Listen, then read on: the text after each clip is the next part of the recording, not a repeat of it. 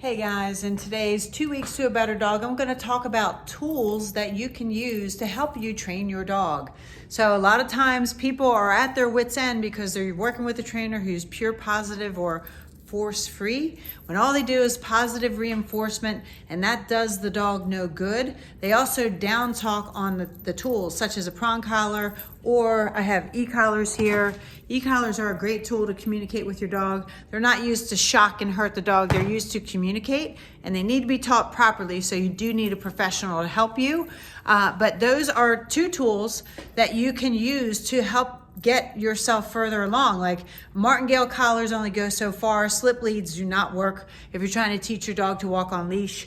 Also, another tool that you can use is a pet cot right here. That's what we're using to teach place. I prefer a pet cot over a bed because most dogs are going to stay put in their bed or they're going to snooze on the couch all day, and people misconstrue that as work. It's not work.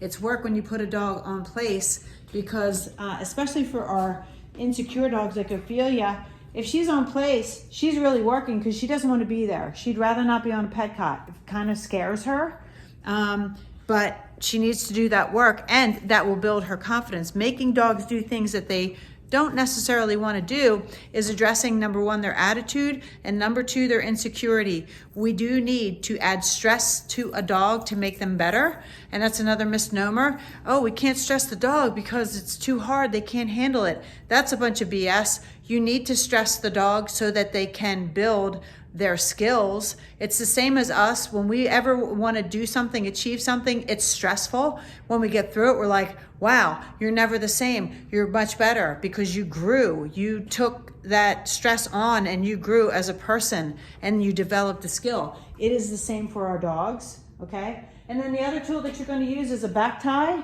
right? Sometimes you need it to keep your young dog. This dog is 11 months old, doesn't want to stay put. She's got ants in her pants. That back tie, looped through something sturdy, is going to help her do her job for a little bit longer and work on that impulse control. So those are oh, and one last tool. Let's not forget the crate. Crates are super important, guys. They're not punishment tools. They're take a nap kind of a tool, okay? It's like dogs, it's built in the dog's DNA to go into a den, get cozy, and lie down, go to sleep, okay? There's a lot of propaganda out there these days saying it's confinement and the dog feels segregated and there's no equality in the household, and that's a bunch of BS too. So make sure that you are not turning your nose up at the crate. The crate is an extremely effective tool. In fact, when we reintroduce it to dogs where it's been removed, they love it. They volunteer to go to it. If you have a dog that doesn't like it, then it needs to be trained to accept it.